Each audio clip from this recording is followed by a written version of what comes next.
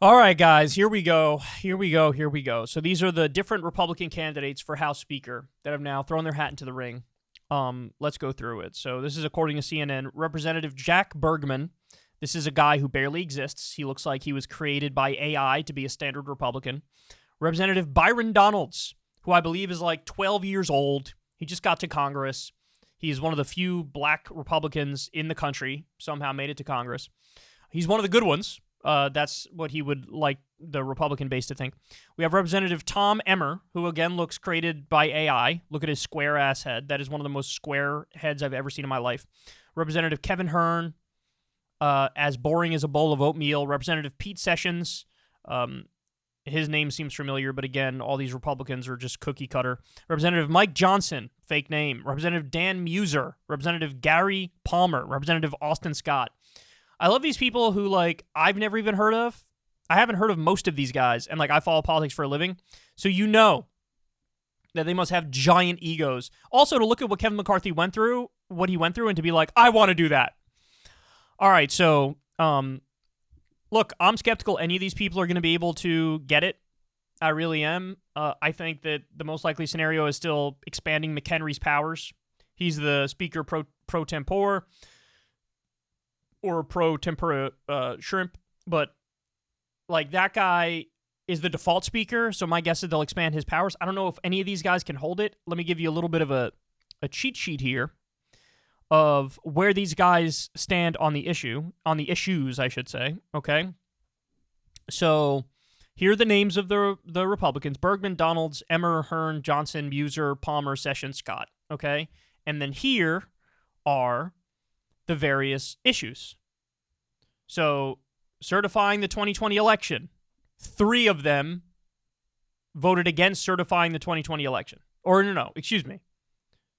Only 3 of them voted for certifying the 2020 election. Wow. So that means the majority of them are election deniers. And this, okay, so it was, the first one I gave you was for Arizona. The second one is for Pennsylvania. Only 2 of them wanted to certify the Pennsylvania election. Jesus, that's so crazy, man. When it came to impeaching Trump for inciting an insurrection, none of them supported impeachment over that. Pregnant Workers Fairness Act. Only 1 of them voted yes, and it was Emmer. The rest of them, 2 of them weren't there, and the rest of them voted no. Establish a January 6th commission. Every single one of them voted no. Ban wage discrimination on the basis of sex. Every one of them voted no. Bipartisan Infrastructure Act. Every one of them voted no. Reauthorize the Violence Against Women Act. Only 1 of them voted yes, and that was Pete Sessions. Cap out-of-pocket insulin costs at $35 a month. Only 1 of them voted yes, and that was Muser. Everybody else voted no to capping insulin costs.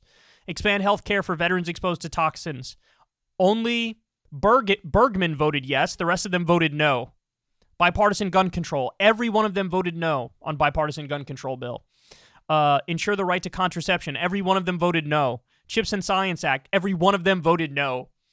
Federally codify same-sex and interracial marriage. Only Emmer voted yes on the compromise gay marriage bill.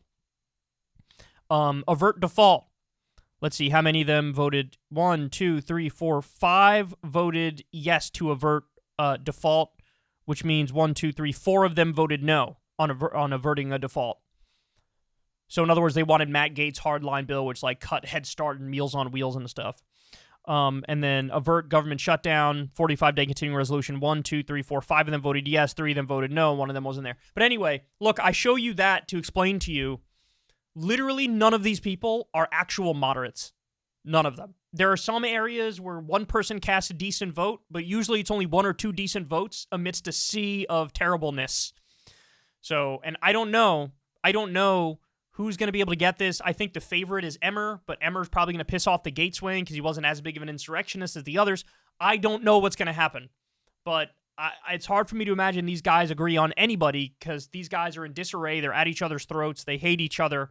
And so we'll see. We'll see. Maybe I'm wrong. I hope I'm wrong. I hope they find somebody that can agree on him, and then we could get working on these next round of negotiations to fund the government. But right now, it looks like this is still a giant hurdle. I don't know who will get through, but it ain't pretty. This is not pretty, and I don't see a positive ending to this, even if they just expand McHenry's power. because how are they going to work together on anything since all these guys apparently hate each other's guts? All right, guys, that's the show. I love you all very much, as always. Thank you for listening to me babble. Everybody do me a big favor. Please click like, click subscribe, click that bell icon so you get a notification every single time a new video drops. You can support the show on Patreon, link below. You can support Crystal Kyle and Friends on Substack. Link is below for that as well. You could listen to the full audio podcast version on the various podcasting platforms if you'd like. And that's all I got for you. Everybody have a great rest of your day. I'll talk to you tomorrow. Much love. Hey, y'all, do me a favor and like and subscribe. It helps out big time in the algorithm. Click the bell as well for notifications when videos drop. And watch that video on screen right now. You know you want to.